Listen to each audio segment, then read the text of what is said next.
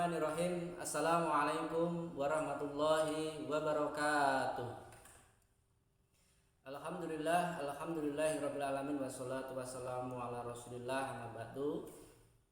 Yang pertama, saya ucapkan banyak terima kasih pada anak-anakku kelas 10 SMK Muhammadiyah 9 Gondang yang telah bersedia untuk hari ini meluangkan waktunya untuk mengikuti kegiatan kita pagi hari ini, yaitu kegiatan MPLS.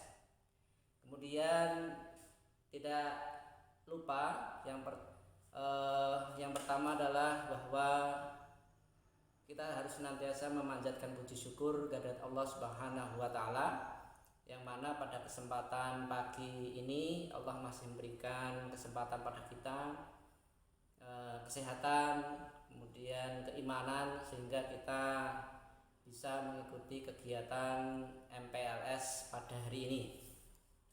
Yang kedua, salam serta sholawat semoga selalu tercurah pada junjungan Nabi besar kita Nabi Muhammad Sallallahu Alaihi Wasallam, yang insya Allah kita nantikan syafaatnya di yaumul qiyamah.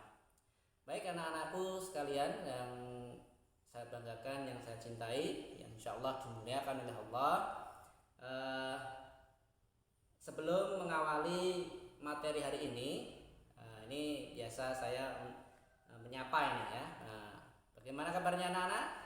Alhamdulillah semuanya baik ya, sehat ya. Oke. Yang mudah-mudahan kita semua diberikan kesehatan selalu oleh Allah Subhanahu wa taala di tengah pandemi COVID-19. Mudah-mudahan kita terjauhkan dari wabah tersebut. Amin amin ya rabbal alamin. Baik anak-anakku, jika ada anak-anak yang sekiranya belum bisa ikut dengan alasan atau udzur ya, ada yang sakit ya, mudah-mudahan segera Allah angkat penyakitnya, diberikan kesembuhan oleh Allah Subhanahu wa taala. Biasa mengawali dari pagi ya, kita ini harus senantiasa selalu semangat gitu. Biasanya kalau di pagi hari saya selalu punya jargon gitu ya. Nanti coba kita praktekkan gitu ya. Tapi sebelumnya perkenalkan dulu. Nama saya adalah Bapak Priyono SPD di SMK Muhammadiyah 9 Gondang, diberi amanah sebagai waka kesiswaan yang mengurusi bidang kesiswaan, serta sebagai guru mata pelajaran matematika, sehingga nanti ketika ada urusan mapel matematika dan kesiswaan nanti bisa berhubungan dengan saya. Baik anak-anak, seperti yang tadi saya janjikan bahwa ketika di awal pembelajaran di apapun kita harus semangat begitu, karena kunci keberhasilan sebuah kegiatan itu harus semangat dulu ya. Jargon saya begini, ketika saya nanti bilang selamat pagi, maka kalian audiens menjawab pagi sehat selalu, gitu ya. Artinya awal itu pagi itu adalah mencerminkan semangat, karena kita di tengah pandemi, maka saya tambahi sehat ya, harus kenapa begitu? Karena itu mempengaruhi kegiatan kita, sukses tidaknya itu ya tergantung kita gitu, semangatnya. Doa ucapan adalah doa ya. Anak-anakku, kita awali ya. Yang saya cintai, yang saya banggakan, tadi sudah perkenalan ya. Tapi baru nama ya. Baik, perkenalan tadi, nama saya cukup singkat ya, Priyono SPD, kemudian domisili ya, tinggal di dekat sini, di daerah Kedongnolo RT 19, Kelurahan Bringing, Kecamatan Samemajang. Kemudian status keluarga sudah berkeluarga ya, sudah menikah ya. Ini untuk usia ya bisa dikira-kira sendirilah ya. Bisa dikira-kira sendiri. Anak-anakku, jadi walaupun kita jarak jauh ya, dari jarak jauh, tidak mengurangi kekreatifan kita untuk senantiasa selalu berkarya, yaitu bagaimana kita bisa menyampaikan informasi pembelajaran, informasi sekolah lewat daring gitu. Baik, anak-anakku kelas 10 TKJ dan TBSM, sebelum materi saya ucapkan selamat kepada kalian yang sudah diterima di SMK Muhammadiyah 9 Gondang. Alhamdulillah tahun ini kita menerima 3 kelas ya. Jadi ada TKJ 1 kelas, kemudian 2 kelas untuk kelas TBSM. Begitu. Baik anak-anakku, kita awali ya. Di pagi ini saya dapat amanah untuk menyampaikan terkait dengan tata krama siswa, tata krama. Tidak asing lagi ya, ada kata tata krama. Saya yakin kalian dulu di SD, bahkan dulu masih kecil ya, di rumah, di SD, di TK, di SMP pasti dikasih materi yang namanya tata krama, entah itu di pembelajaran, entah di kegiatan MOS atau MPLS gitu, di pondok, di tempat ngaji ya. Karena tidak mungkin semua manusia ini pasti akan diberikan bagaimana tata cara yang benar. Apa sih tata krama? Kalau kita familiar dengan kata tata krama itu ya sama dengan adat sopan santun ya, etika ya, itu sama ya. Baik anak-anak, untuk ketika orang tua kalian ya pasti dilatih bagaimana ketika memberikan barang pada orang lain itu pakai tangan apa gitu. Apakah tangan kiri atau tangan kanan? Setelah kita menerima, etikanya bagaimana? Apakah kita hanya menerima kemudian diam saja pergi? Tidak tentunya. Semua. Nah, kalau kita dikasih tetangga, teman, sesuatu barang ya etikanya adalah ucapkan terima kasih. Itu salah satu contoh ya. Salah satu contoh. Kalau memberi barang ya pakai tangan kanan. Menerima pun juga begitu, jangan pakai tangan kiri ya, gitu. Itu semuanya adalah contoh dari adab, sopan santun, etika. Baik, yang selanjutnya bahwa kata tata krama terdiri dari kata tata dan krama. Ya, jadi tata dan krama itu berasal dari bahasa Jawa. Tata itu artinya adat, aturan, norma, peraturan. Kemudian krama itu artinya sopan santun. Sopan santun, kelakuan, tindakan, perbuatan, ya, tingkah laku itu namanya krama, kromo. Kemudian ketika digabung maka tata krama yang berarti artinya adalah adat, sopan, santun. Kalau sudah menjadi adat maka itu menjadi sebuah kebiasaan sopan santun. Sehingga ketika anak-anak orang yang ada di muka bumi ini mempelajari tentang tata krama, ilmu tata krama tentu akan menciptakan kebiasaan yang baik. Nah, ini yang diharapkan dari semua jenjang, semua lembaga dalam penerapan pendidikan tata krama. Kita lihat dalam pergaulan sehari-hari, sering kita jumpai. Kalau ini nanti saya berikan ya jenis tipe-tipe manusia. Yang pertama adalah manusia yang tipenya seperti buah kedondong. Tahu kan buah kedondong? Nah, dalam benak kita apa? Kalau kita dengar kata buah kedondong, kulitnya halus, dagingnya gimana? Kulitnya halus, seger gitu ya. ternyata dibalik penampilannya, kita anggap penampilannya buah kedong itu menarik gitu, menarik sekali. Dalam berpakaian menarik sekali, seger, mulus, warna hijau gitu.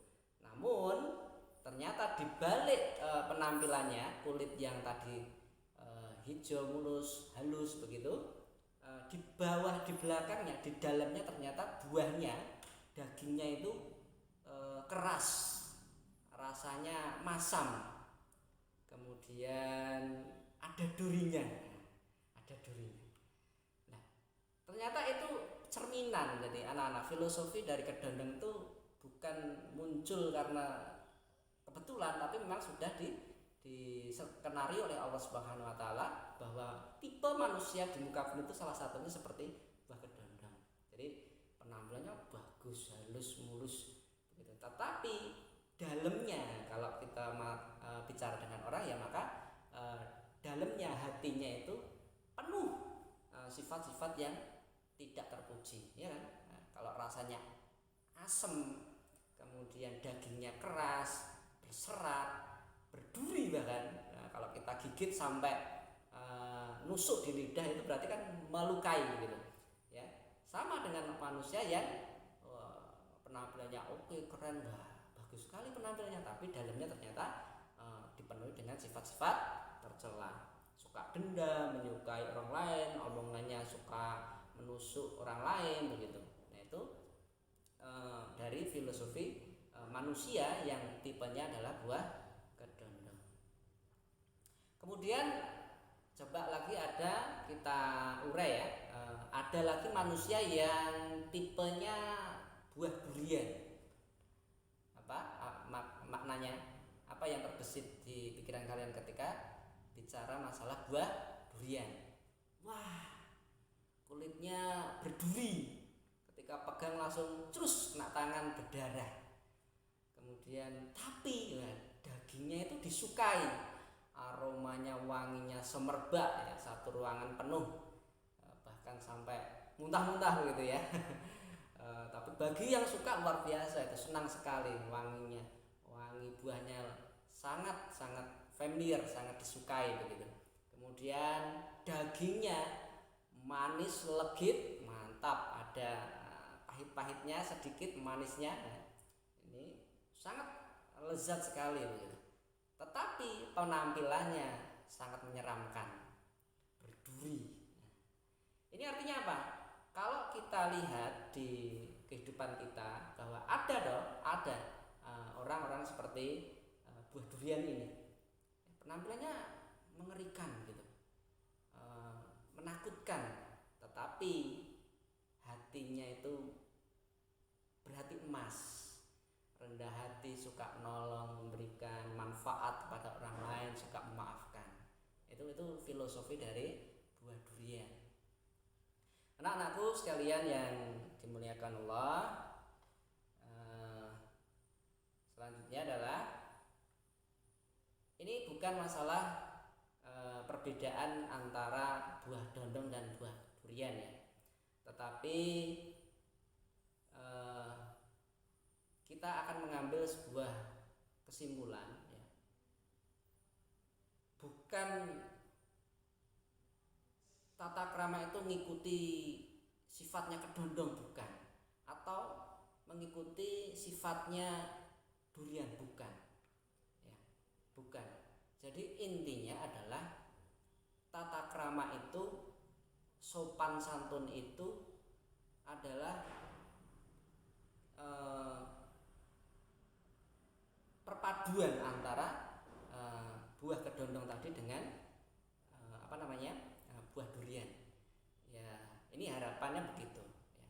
Jadi penampilannya bagus, dalamnya juga bagus. Begitu juga manusia, penampilannya ya bukan bagus menurut ya, tetapi ya pantas. Kalau fisik memang semua yang mengatur, yang menciptakan oleh Allah. Pesek itu bukan berarti itu tidak jelek, itu tidak bagus ya, bukan. Itu punya maksud. Jadi semua yang diciptakan Allah itu baik begitu. Hitam kulitnya itu bukan penampilan yang jelek, bukan aib. Jadi kalian yang punya rambut keriting, kemudian hidung pesek itu bukan aib ya. Harus disyukuri anak-anakku. Bukan itu yang dimaksud tata krama. Ya. Semuanya baik, tetapi hatinya, dalamnya harus lebih baik. Jadi itulah yang akan yang menjadi ciri tata krama. Anak-anakku sekalian yang saya banggakan, tidak panjang lebar, mungkin nanti sedikit saja ini sebagai pengantar bahwa hari ini materinya adalah tata krama. Kemudian tata krama itu banyak cabangnya anak-anak. Jadi etika ketika kita berkomunikasi ya, ini penting karena di luar sana sekarang ini banyak orang-orang yang komunikasinya tidak baik, sehingga menimbulkan konflik antar teman, konflik antar keluarga, konflik antar masyarakat. Ini apa artinya? Karena realisasinya, komunikasinya tidak baik. Kenapa komunikasinya tidak baik? Karena tidak memahami tata krama. Saya mudah dipahami kayak gitu. Ini pentingnya komunikasi. Itu salah satu adab komunikasi. Begitu juga dengan pakaian anak-anak. Nah, ini di luar sana luar biasa kalau tentang pakaian ya, apalagi dunia globalisasi. Sekarang pakaiannya luar biasa itu, belum jadi aja udah dipakai, enggak tahu kenapa. Belum jadi udah dipakai atau kurang paham gitu ya. Itu juga punya etika, tata krama dalam berpakaian ya. Kalau kalian Islam ya, nah, agamanya masih Islam, di SMK Muhammadiyah nggak ada ini siswa yang agamanya non muslim, tidak ada. Maka rujukannya adalah Al-Quran dan Sunnah. Dalam Islam diajarkan dalam etika berpakaian. Ini kalau dijalankan dengan betul, insya Allah kalian sudah berpenampilan yang baik. Ya. Kalau laki-laki ya pakaiannya tidak menyerupai wanita. Kalau yang perempuan, wanita pakaiannya jangan ketat, kemudian berjilbab yang longgar, insya Allah itu sudah menunjukkan penampilan yang baik. Kemudian kita tinggal menambah hati kita diisi dengan sifat-sifat yang terpuji. Nah, itulah yang kita dikehendaki oleh pendidikan tata krama.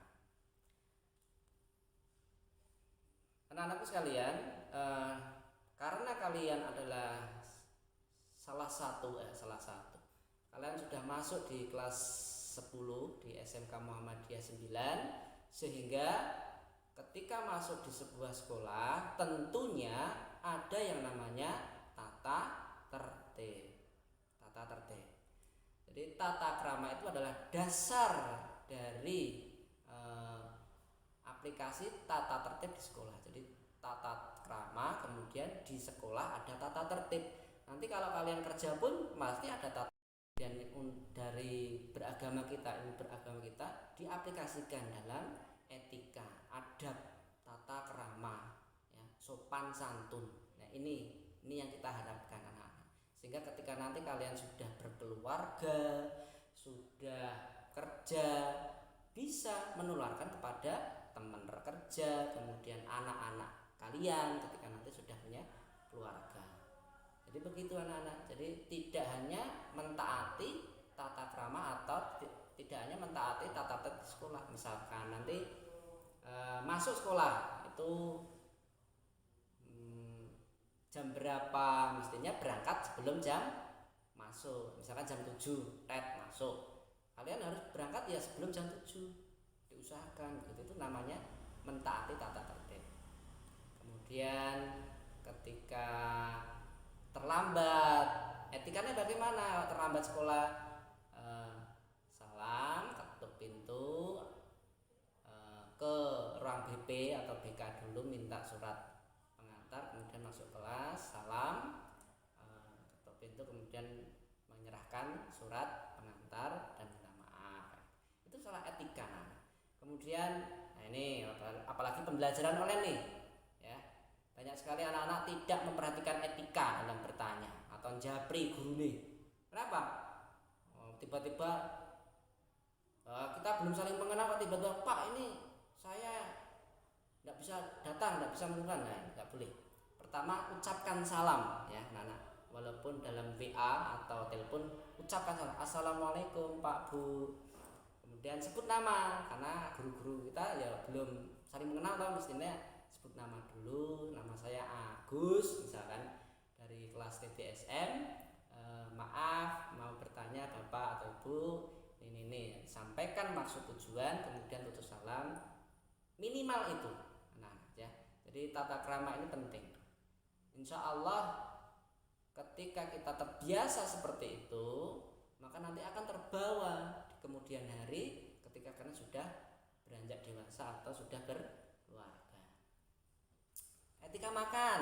Nah, kalau makan itu kan bismillah gitu kan, pakai tangan kanan sambil duduk gitu. Itu insya Allah sudah ada. Nah nanti kita sambil belajar anak-anak terkait tata tertib yang ada di sekolah. Insya Allah nanti saya share saja ya, di share di grup, kalian baca karena banyak sekali di sana. Kalau saya sampaikan di sini insya Allah tidak cukup begitu karena waktunya sudah habis.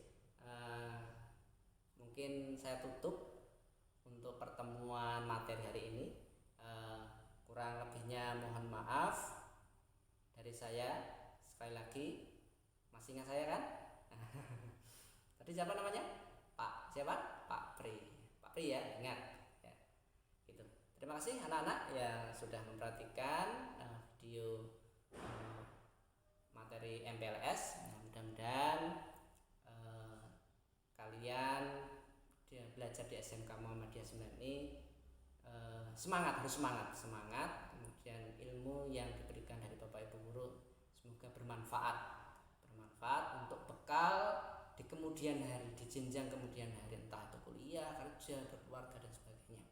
Ya, selamat bergabung di SMK Muhammadiyah. Tetap semangat, jaga kesehatan. Ingat, jaga kesehatan dimanapun. Kalau keluar pakai masker, ya ingat pakai masker. Kemudian habis keluar, kemudian pulang cuci tangan, perlu mandi kalau perlu mandi ya, karena saat ini memang luar biasa ini penyebaran COVID-19 ya.